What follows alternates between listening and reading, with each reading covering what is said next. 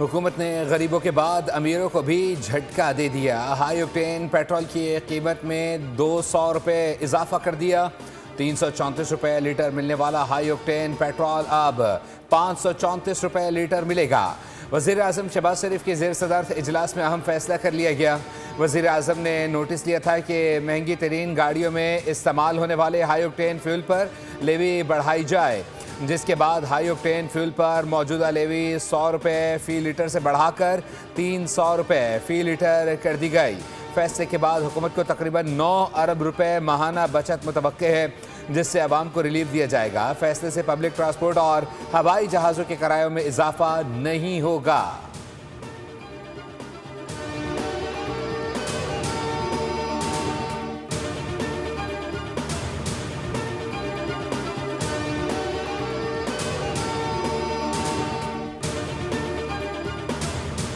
कि जो जंगी हालात हैं और जो इलाकाई तनाज़े हैं इस वक्त, वो जल्द से जल्द वो ख़त्म हो। लेकिन as I said in my very first conference जो हमने डार साहब के साथ और अली परवेज़ साहब के साथ की थी, कि hope is not a strategy. जो एनर्जी इंफ्रास्ट्रक्चर को हिट किया गया है, ये सूरत हाल कुछ हफ्तों तक या खुदा ना खास्ता कुछ महीनों तक भी ये बरकरार रहे। पूरी दुनिया मुश्किलात से दो चार है। वज़ीर आज़म ने फैसला किया कि कौम पर कम से कम बोझ डाला जाए। हुकूमत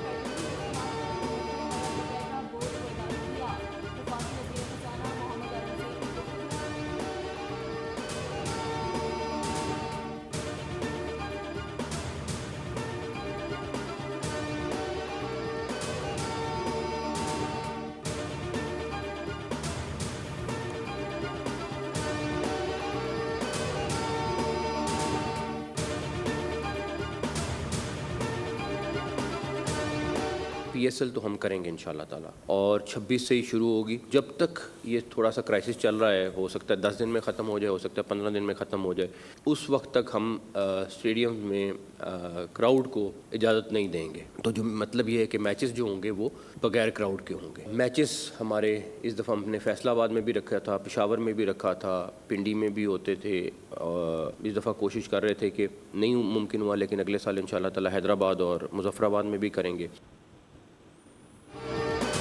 PSL 11 26 मार्च से ही शुरू होगा, लेकिन खित्ते की सूरत हाल के बायस मैचेस बगैर तमाशाइयों के होंगे। इफ्तिताही तकरीब को भी मनसूख कर दिया गया। फैसला हुकूमती बचत पॉलिसी के तहत किया गया। चेयरमैन PCB मोहसिन नकवी की प्रेस कॉन्फ्रेंस। कहा, PSL के मैचेस सिर्फ लाहौर और कराची में होंगे। पेशावर वालों से मुआवज़त ख़्वाह हूँ, अगले साल पेशावर में ज़्यादा मैचेस रखे जाएंगे। किसी ने टिकट लिया है तो इसकी कीमत 72 घंटे में वापस होगी। फ्रेंचाइज का नुकसान PCB पूरा करेगा। सिक्योरिटी से मुतालिक हमें ज़्यादा मसला नहीं है। दुआ है खित्ते की सूरत हाल जल्द मामूल पर आ जाए। जैसे ही हालात नॉर्मल होंगे तो शायकीन को आने की इजाज़त होगी।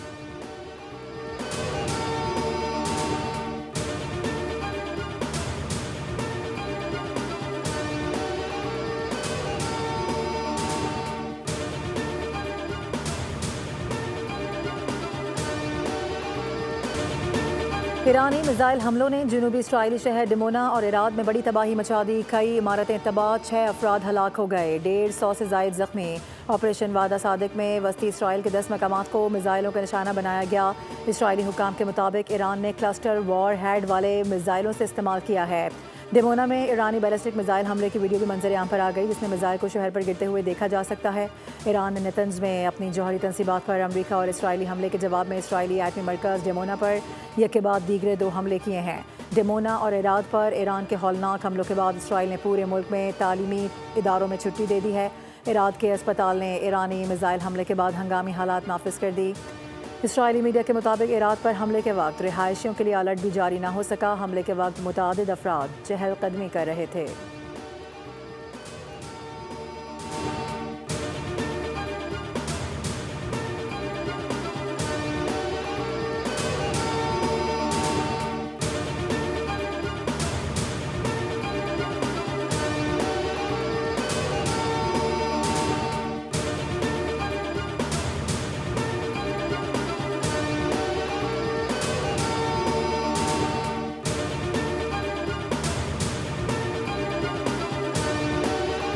इसराइल के लिए इंतहाई मुश्किल शाम है। नेतन्याहू ईरान के जवाबी हमलों से परेशान हैं। सोशल मीडिया पर इसराइली वज़ीर आज़म नेतन्याहू ने जारी बयान में कहा कि इंतहाई मुश्किल शाम के बावजूद दुश्मनों पर हमले जारी रखेंगे।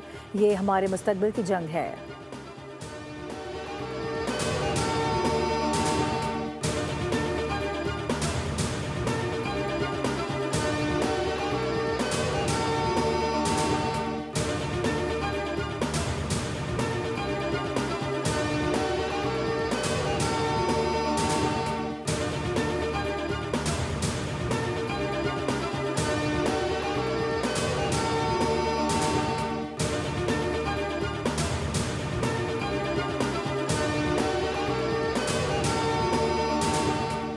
अफगानिस्तान में तालिबान अबूरी हुकूमत के शहरियों पर मजालिम बढ़ने लगे। अफगान मीडिया ने तालिबान हुकूमत का मकरू चेहरा बेनकाब कर दिया। एक साल में तकरीबन 1200 शहरियों को कोड़े मारे गए हैं।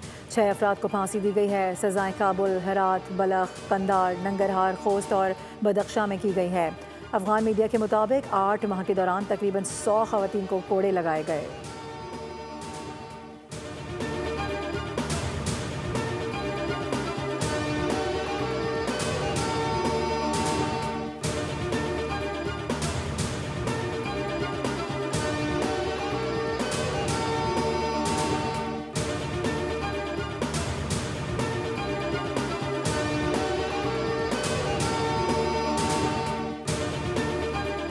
अमरीकी रियासत सियाटल में खालिस्तान रेफरेंडम का एहतमाम। हज़ारों सिख वोटिंग के लिए तैयार। Khalistan referendum Sikh for justice की आलमी मुहिम का हिस्सा है।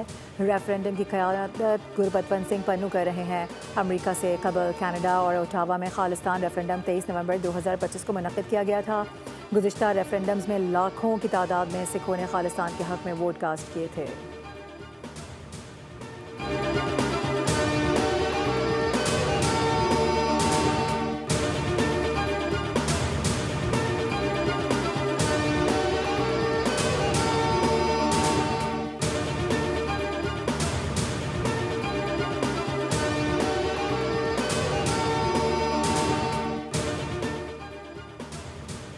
ईद उल फितर का आज दूसरा रोज़। कल के मेज़बान आज बनेंगे मेहमान। खाएंगे मज़े मज़े के पकवान। रहेगा दिन भर मौज मस्ती और सैर व तफरीह का सीन ऑन।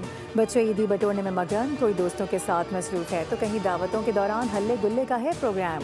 ईद उल फितर की खुशियाँ यादगार बनाने के लिए मुल्क भर के सयाहती मकामात पर भी अवाम का रश है, जहाँ हसीन मौसम का लुत्फ़ उठाया जा रहा है।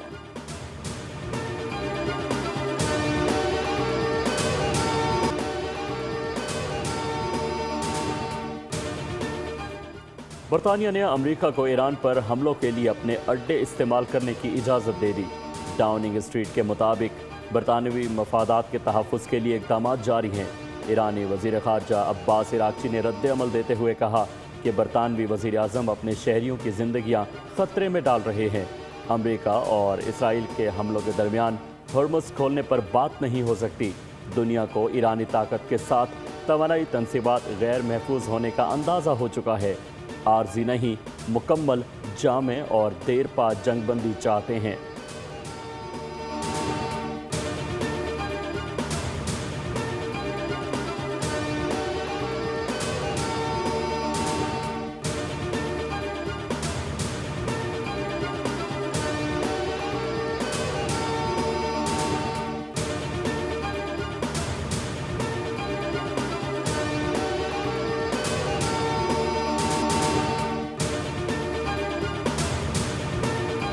ईरानी पासदारान इनकलाब ने कहा है कि आज के बाद इसराइल के मकबूजा इलाकों पर ईरान के बेटों का गलबा कायम हो गया है। एरोस्पेस फोर्स के कमांडर ने बयान में कहा कि इसराइल ने जिन इलाकों पर कब्जा कर रखा है उसके आसमानों पर अब ईरानी मिसाइलों का तसल्लुत है। ईरान की नई हिकमत अमली और लॉन्च सिस्टम से अमरीकी और सेहूनी कमांडर हैरान रह जाएंगे। आज रात इसराइली मकबूजा इलाकों का जनूबी हिस्सा कई घंटों तक ईरानी मिसाइलों से चमकता रहेगा। खातिमुल अंबिया मरकज़ी हेडक्वार्टर के तर्जुमान का कहना था कि ईरान ज़्यादा जदीद निज़ाम के साथ दुश्मन पर कहर बरसाने के लिए मैदान जंग में दाखिल हो चुका है।